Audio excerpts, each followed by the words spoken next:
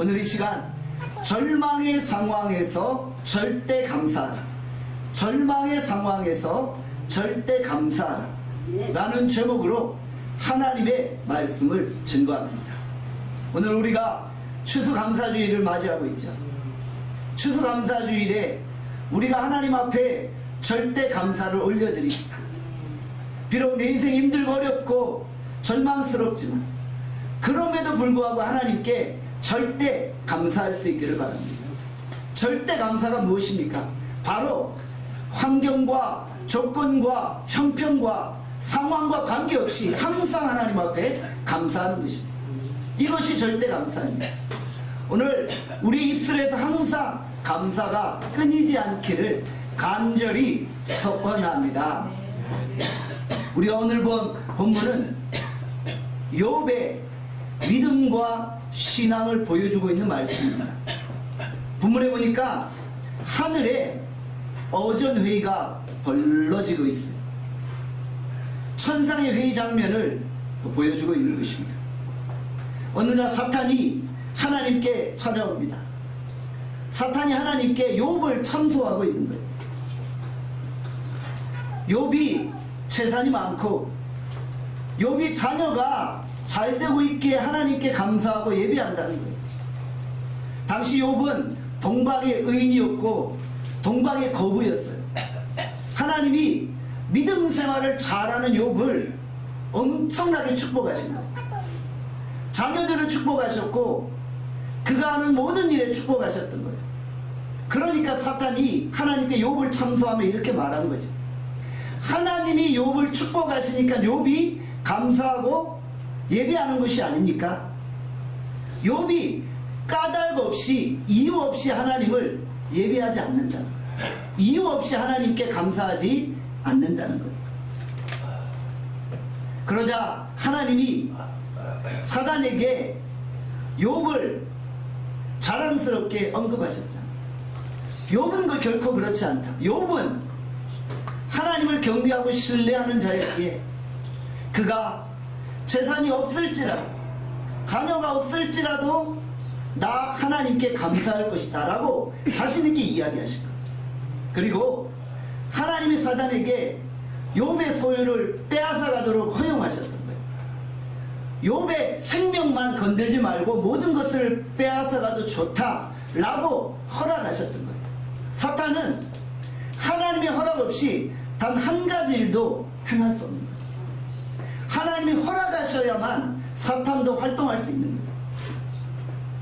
하나님이 사단으로 하여금 욥을 치게 하신 것은 하나님의 허용적인 계획 아래 있었다라는 것이죠. 하나님이 왜 그렇게 하셨겠어요? 욥의 믿음을 신뢰했기 때문이죠.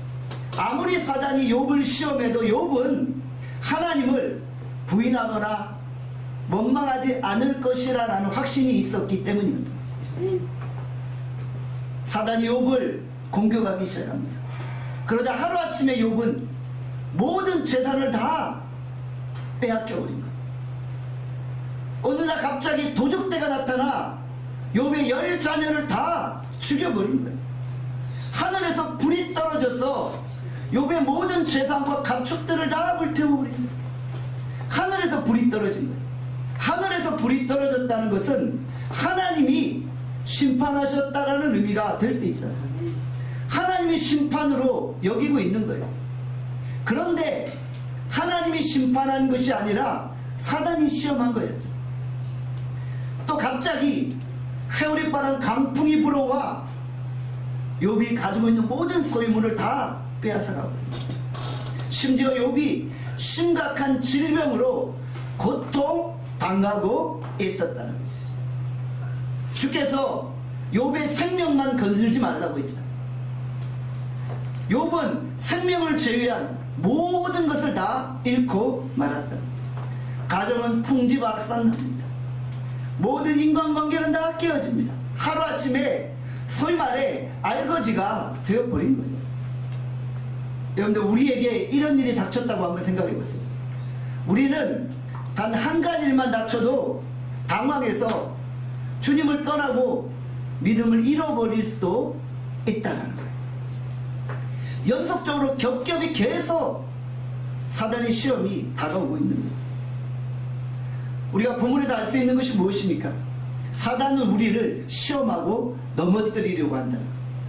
사단이 주는 시험은 우리를 넘어뜨리고 죽이고 멸망시키려고 한다는 거예요.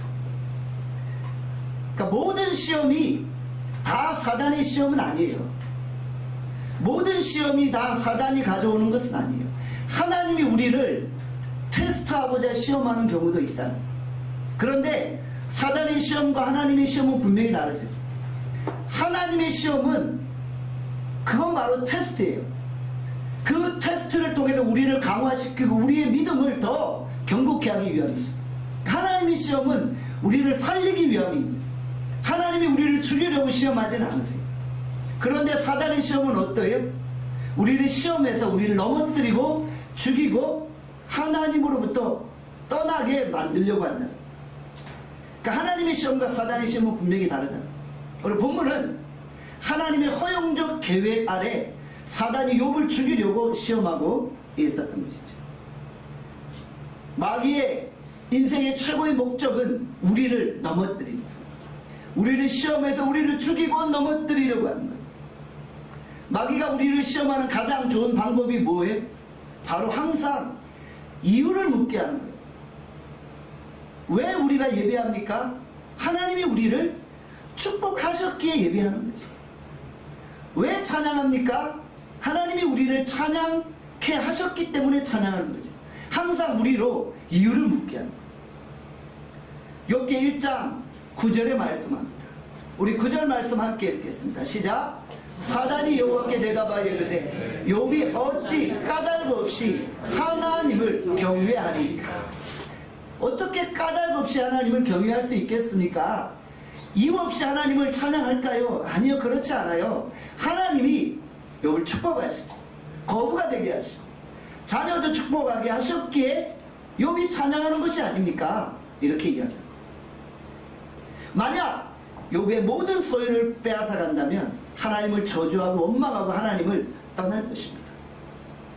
사랑하는 여러분, 우리가 이유가 있기 때문에 하나님을 예배하는 것일까요? 까닭이 있기 때문에 감사하는 것일까요?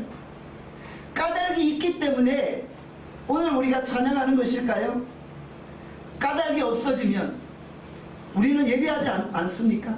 이유가 없다면 찬양하지 않습니까? 여러분, 이것은 진정한 믿음은 아니라는 거예요. 오늘 우리의 믿음이 이유 없이 까닭 없이 어떠한 어려운 환경 속에서도 감사하는 절대 감사가 되어질 수 있기를 바랍니다. 이유가 없는데도 찬송하는 거예요. 이유가 없는데도 감사하는 거예요. 이유가 없는데도 기뻐하는 거예요. 사단이 시험할 때 우리가 어떻게 대항할 수 있어요? 아무런 이유가 없는데도 하나님을 찬양하고 감사하는 거예요. 그러면 사탄이 어쩔 줄 몰라요. 아, 얘 대단한 믿음을 가지고 있구나. 요 정도 시험하면 하나님을 저주하고 원망할 줄 알았는데 아니네. 보통 믿음이 아니네. 이렇게 우리를 인정해 주는 거예요. 감사할 수 없는 상황에서 10번, 20번 계속 감사하면요, 결국 사단도 두 손 두 발 다 들고 도망치고 만다라는 것이죠. 왜 감사해요? 우리가 이유가 없음에도 불구하고 감사하는 거예요. 데살로니가전서 5장 16절에서 18절에 말씀합니다. 같이 읽겠습니다. 시작. 항상 기뻐하라. 쉬지 말고 기도하라. 범사에 감사하라. 이것이 그리스도 예수 안에서 너희를 향하신 하나님의 뜻입니다. 이유가 있기 때문에 감사하는 거예요? 이유가 있기 때문에 기뻐하는 거예요? 아니라는 거예요. 항상 기뻐하는 거예요.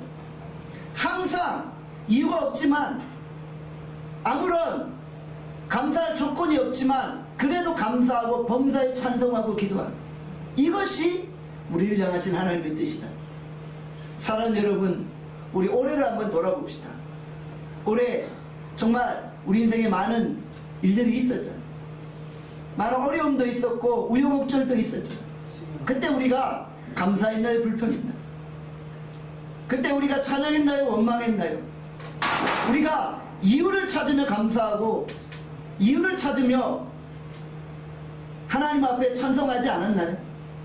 그 이유가 사라질 때 우리는 하나님을 원망하고 떠나고 하나님으로부터 멀어지려고 하진 않았나요? 오늘 우리가 절대 감사를 하나님 앞에 나갑시다. 이유가 있어서 감사했다면 사단이 그 이유를 빼앗아가면 우리는 하나님을 원망하게 되어지는 거예요. 그런데 이유가 없음에도 불구하고 하나님을 찬양하고 감사한다면 사단이 어떤 방법으로 우리를 공격해 와도 우리는 결코 넘어지지 아니하고 절대 감사로 나아가게 되어진다는 것이죠. 오늘 추수감사주의를 보내며 우리가 올해를 점검해 보는 거예요. 그리고 감사하지 못했다면 이제 이후로 우리가 올해를 마감하는 그 순간까지 더 큰 감사와 찬송으로 주 앞에 나아갈 수 있기를 바랍니다. 아무 이유 없이 항상 우리는 찬송하고 감사하면 하나님이 우리의 문제를 해결해 주시고 사단의 공격을 물리치게 하시고 우리의 삶을 풀어주시는 거예요. 대표적인 우리 감사의 고백이 있잖아요. 하박국 3장 17절에서 19절 우리 함께 읽어보겠습니다. 함께 읽겠습니다. 시작. 비록 무화과 나무가 무성하지 못하며 포도나무에 열매가 없으며 감람나무에 소출이 없으며 밭에 먹을 것이 없으며 우리의 양이 없으며 외양간에 소가 없을지라도 나는 여호와로 말미암아 즐거워하며 나의 구원의 하나님으로 말미암아 기뻐하리로다. 주 여호와는 나의 힘이시다. 여러분들, 우리가 무화과 나무가 무성치 못하고 포도나무에 열매가 없고 감람나무에 소출이 없고 밭에 먹을 것이 없을지라도 우리의 양이 없을지라도 감사하고 찬송하고 즐거워 기뻐할 수 있길 바랍니다. 이유가 무엇입니까? 여호와가 나의 구원이시고 여호와가 나의 힘이시기 때문에 우리가 그로 인하여 감사하고 기뻐하게 됩니다. 이것이 이유가 없음에도 불구하고 감사하는 거죠. 이것이 이유가 없음에도 불구하고 찬양하는 거죠. 이것이 절대 찬양, 절대 감사의 믿음인 것입니다. 사도 바울이 빌립보에서 복음을 전하다 옥에 갇혔어요. 사도 바울의 옥중에서 착고에 매인 채 뭘 하고 있었어요? 감사하며 찬송하며 기도하고 있었죠. 사도행전 16장 23절에서 25절에 말씀합니다. 우리 같이 사도행전 16장 23절에서 25절 읽겠습니다. 시작. 많이 친 후에 옥에 가두고 간수에게 명하여 든든히 지키라. 그가 이러한 명령을 받아 그들을 깊은 옥에 가두고 그 발을 착고에 든든히 쳐봤더니 한밤중에 바울과 실라가 기도하고 하나님을 찬송하며 죄수들이 듣더라. 바울과 실라가 빌립보에서 복음을 전하며 귀신을 쫓아내며 어둠의 세력들을 물리치다가 고난과 어려움을 당했어요. 옥에 갇혔어요. 병사들에게 많이 맞았어요. 그리고 발이 착고에 매여 있었어요. 깊은 감옥 중에서 신음하고 있었어요. 이런 상황이 기뻐할 상황입니까? 이런 상황이 찬양할 상황입니까? 아니잖아요. 하나님, 내가 왜 여기에 갇혀 있습니까? 복음 전했고 어려운 사람들 도와줬고 연약한 사람들 구원해 줬는데 왜 내가 여기에 이렇게 갇혀 있습니까? 이렇게 원망할 수 있었잖아요. 그런데 사도 바울은 원망한 것이 아니라 기도하고 찬송하고 있었어요. 감사하고 있었어요. 주의 성호를 노래하고 있었어요. 그때 어떤 일이 벌어졌습니까? 땅이 진동하고 옥문이 열리고 착고가 풀려지는 기적을 체험했던 것입니다. 바로 우리가 감사할 수 없는 중에 감사할 때 하나님의 기적이 나타나는 것입니다. 우리가 감사할 수 없음에도 불구하고 감사하고 찬송할 때 그 감사와 찬송의 능력이 우리 가운데 기적으로 나타나게 되어지는 것입니다. 사업이 힘들고 어려워요.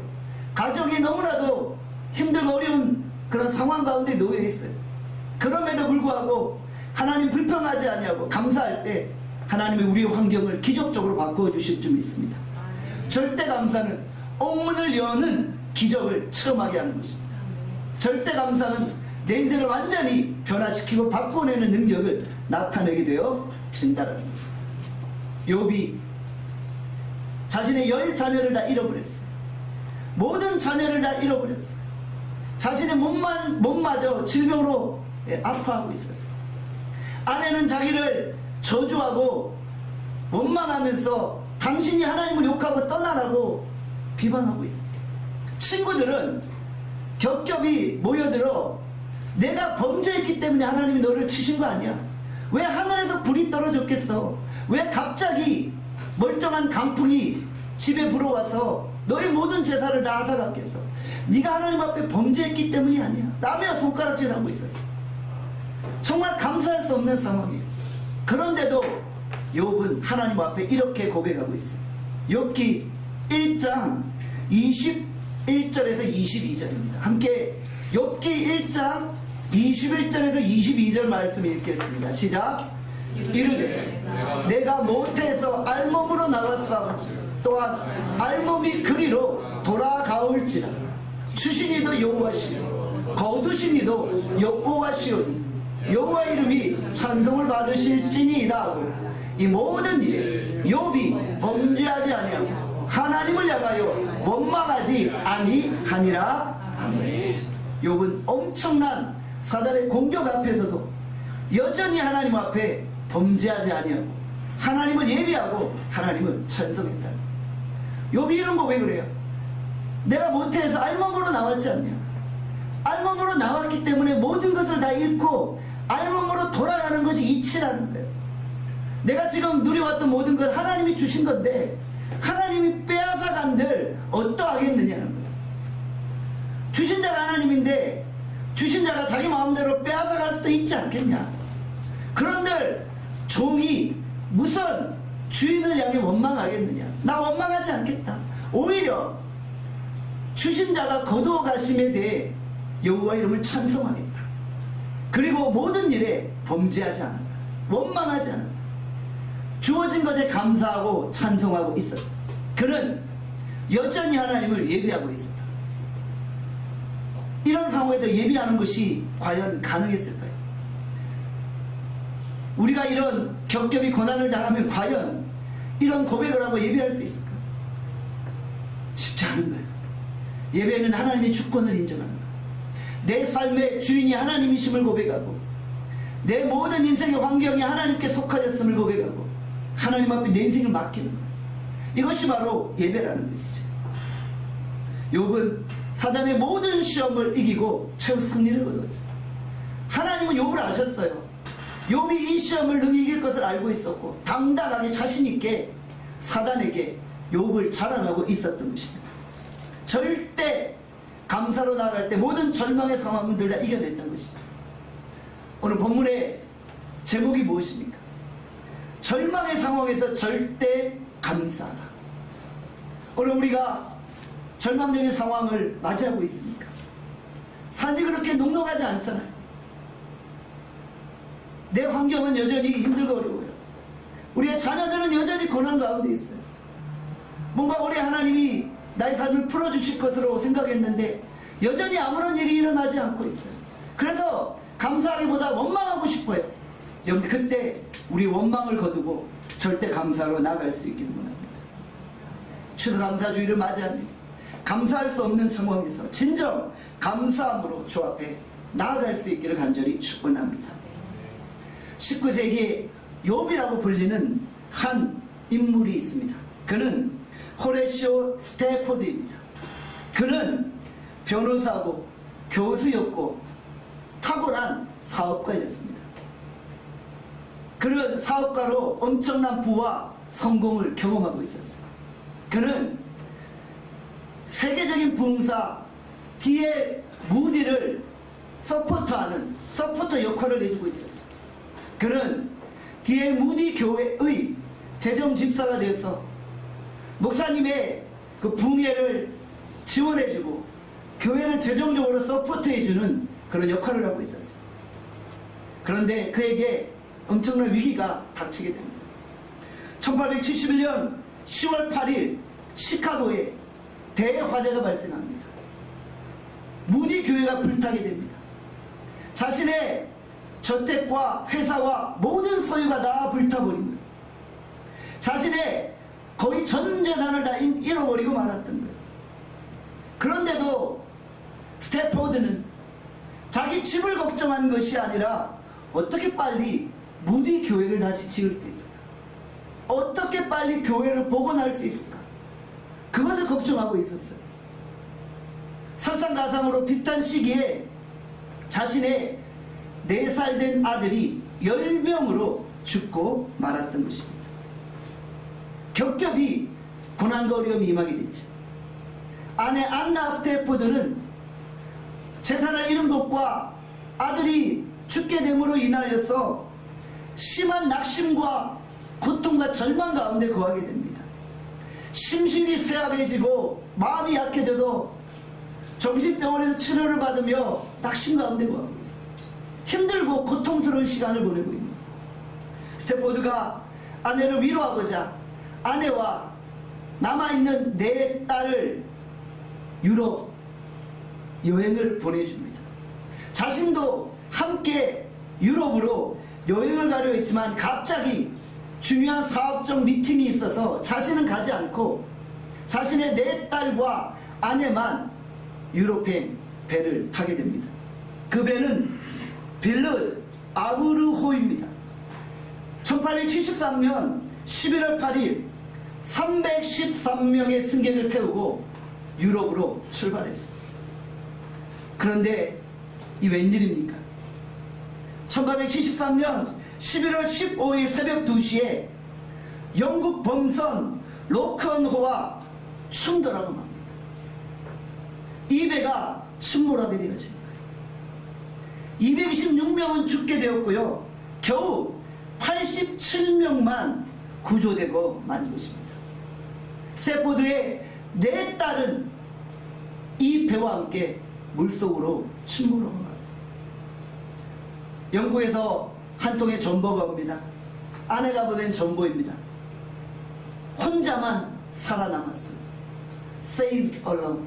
혼자만 살아남았어요.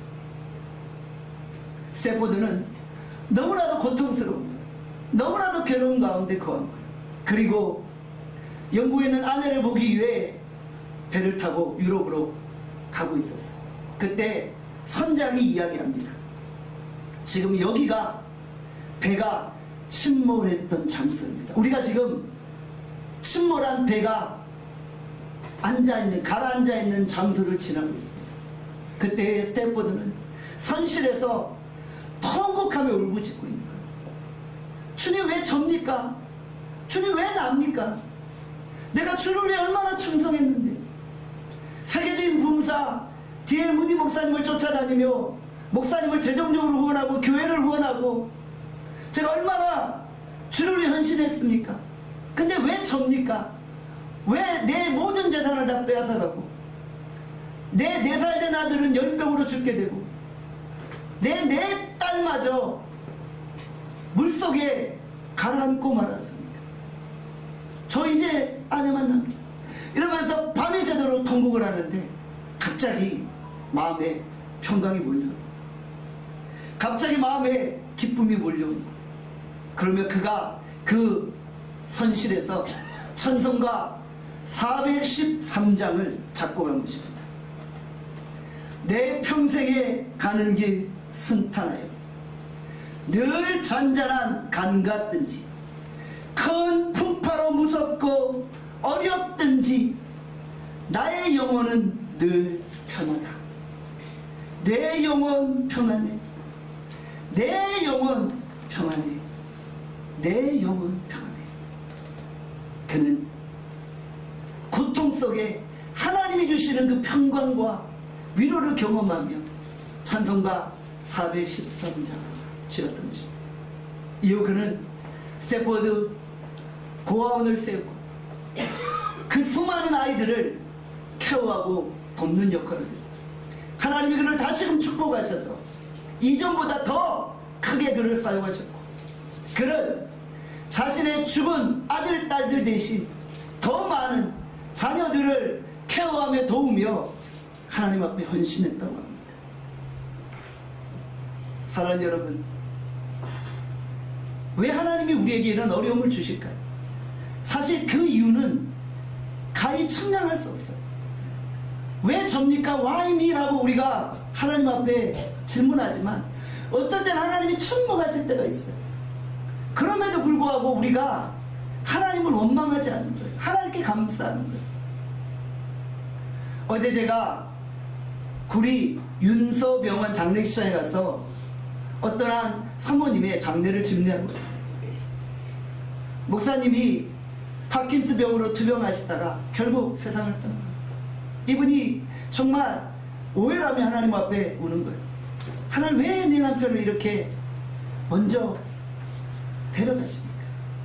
제가 이렇게 설교했어요. 우리는 그 이유를 알지 못해요. 어떻게 제가 감히 하나님이 무슨 이유 때문에 그렇게 하셨다라고 이야기할 수 있겠어요? 몰라요. 그렇지만 그럼에도 불구하고 우리가 하나님을 원망해서는 안 된다. 그럼에도 불구하고 우리가 하나님께 감사해야 된다. 그것이 하나님의 뜻입니다. 인간의 생사화복은 사람에게 달린 것이 아니잖아요. 하나님의 주권 가운데 있잖아요. 그러면 우리가 어떠한 순간에도 하나님 앞에 감사하고 찬양할 수 있어야 된다는 거죠. 제가 총신대를 다녔던 시절에 있었던 일이, 칼빈주의 신학을 가르쳤던 한 교수님이 수업 중에 갑자기 이런 말씀을 하시는 거예요. 학생들, 두꺼운 신학책을 읽으면서 밤새 연구하는 것보다 손영원 목사님의 자서전 한 권을 읽고 은혜 받는 것이 어찌 보면 더 중요할 수도 있어요. 저는 그 이야기를 듣고 깊은 고민에 빠졌어요.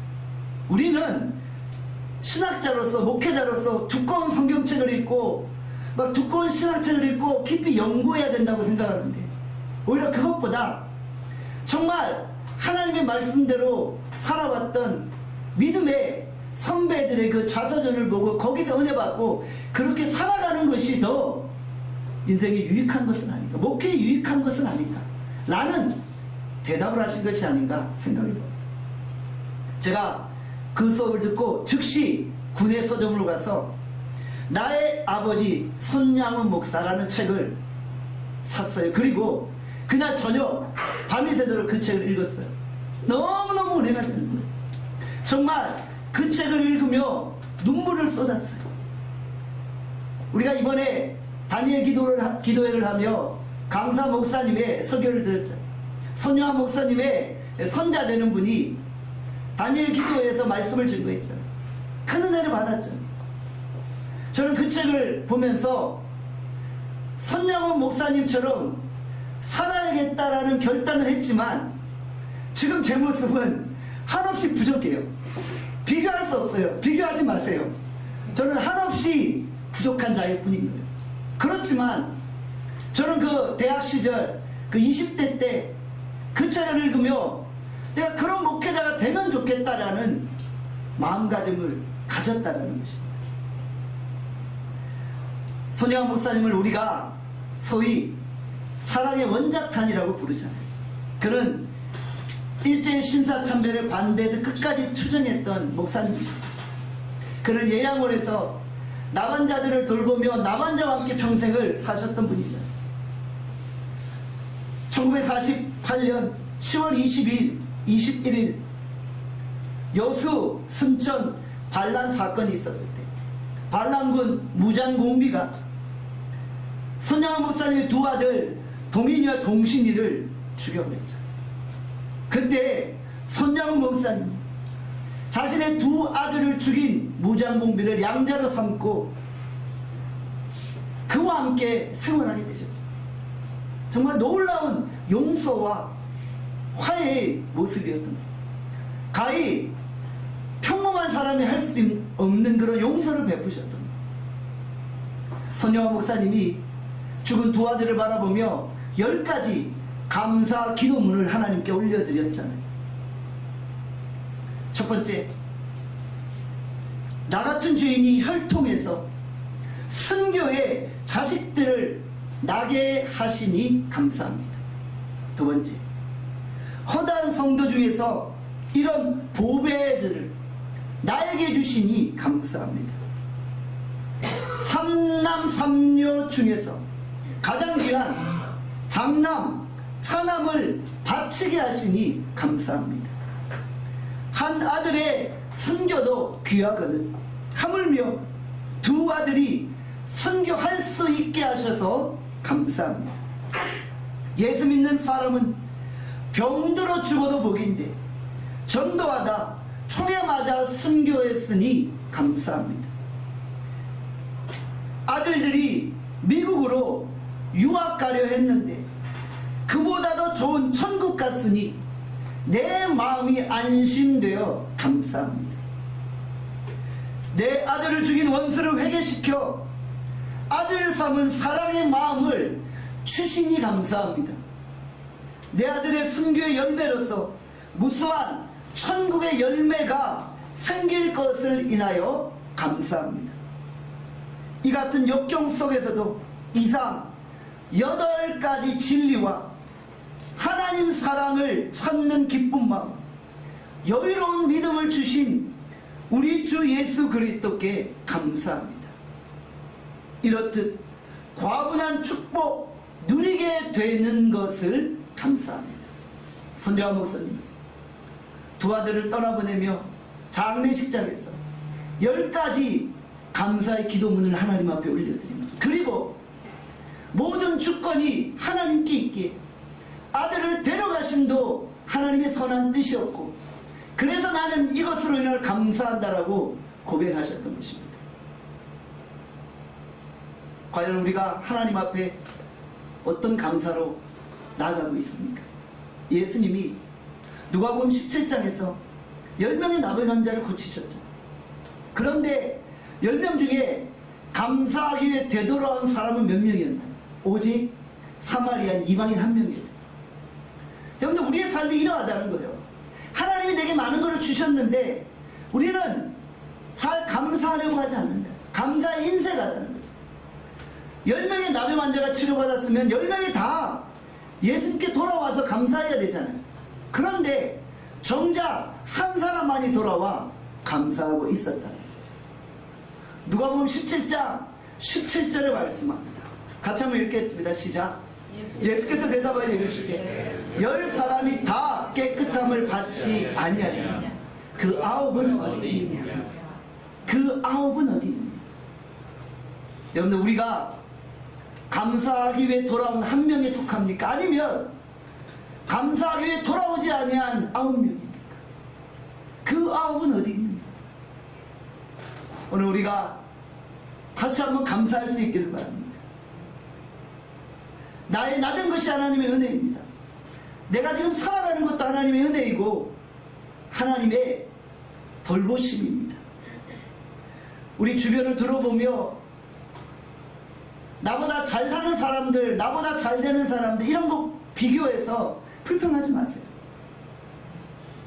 정말 하나님이 내게 주신 은혜만으로 기뻐하세요. 감사하세요. 우리가 절대 감사로 나아갈 때 내 내면의 천국을 경험합니다. 정말 내가 절대 감사를 하면 내 안에 천국이 이루어지는 거예요. 절대 감사, 절대 찬양은 나를 천국으로 인도하는 것입니다.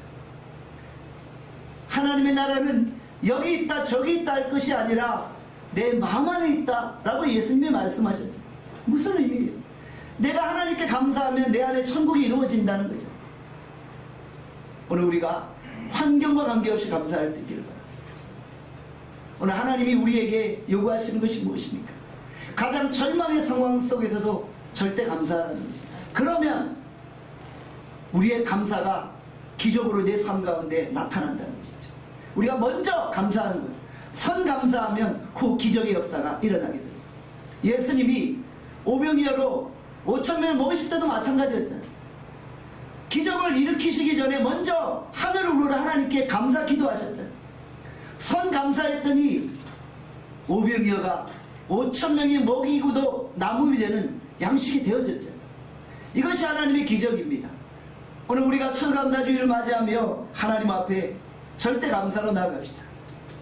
불행할 때 감사하면 불행은 끝납니다. 형통할 때 감사하면 형통이 연장되어집니다. 오늘 우리가 진정 절대 감사로 하나님 앞에 나와 참된 하나님의 역사와 능력을 체험할 수 있기를 주님의 이름으로 축원합니다. 기도하겠습니다. 오늘 주께서 우리에게 주신 말씀 생각하며 기도합니다. 하나님, 우리가 추수감사주의를 보내며 어떤 감사로 나갑니까? 우리의 환경을 돌아보면 감사의 제목을 찾을 수 없을 수도 있습니다. 그러나 하나님, 우리가 감사해야 될 이유가 분명히 있습니다. 여호와가 나를 구원하셨고 여호와가 나를 살려주셨기 때문입니다. 여호와는 나의 힘이 되어주십니다. 그래서 우리가 감사하고 찬송케 알려주시고 우리 입술에서 모든 불평과 원망이 떠나가게 하시고 이제 하나님 앞에 감사로 나가게 하여 주시고 추수감사주일에 내가 하나님 앞에 드릴 최고의 선물은 절대 감사입니다. 절대 감사함으로 하나님의 이름을 높여드리게 하여 주시옵소서. 우리 이렇게 찬양하며 하나님 앞에 감사함으로 기도할 수 있기를 바랍니다. 함께 우리 주여 한번 외치고 통성으로 기도합니다. 주여,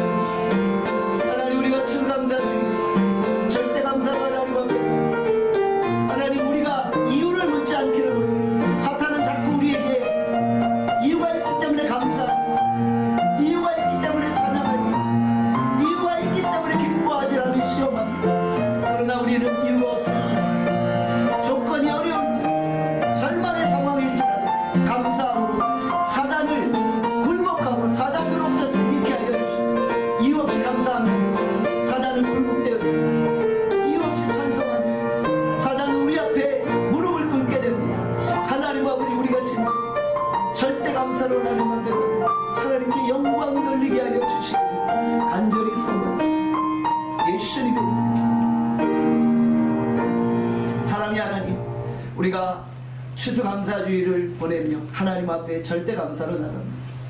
우리 입술에서 모든 불평과 원망은 제거케 하여 주시고 진정한 감사로 하나님 앞에 나갑니다.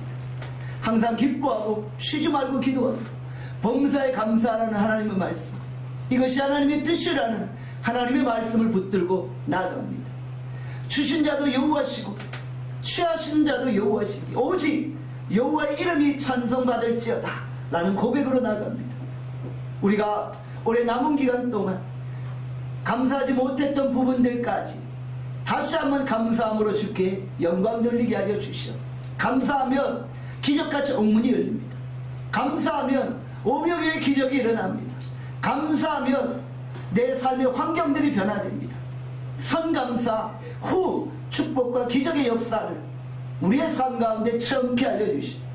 비록 그리 아니하실지라도 감사케 하여 주시오. 무화과 나무에 소출이 풍성하지 않을지라도 감람나무에 열매가 없을지라도 우리의 소와 양이 없을지라도 여호와로 감사하는 우리가 되게 하여 주시옵소서. 이번 한 주간 주께서 우리를 지키시고 돌보시기를 간절히 소원하고 예수 그리스도의 이름으로 기도와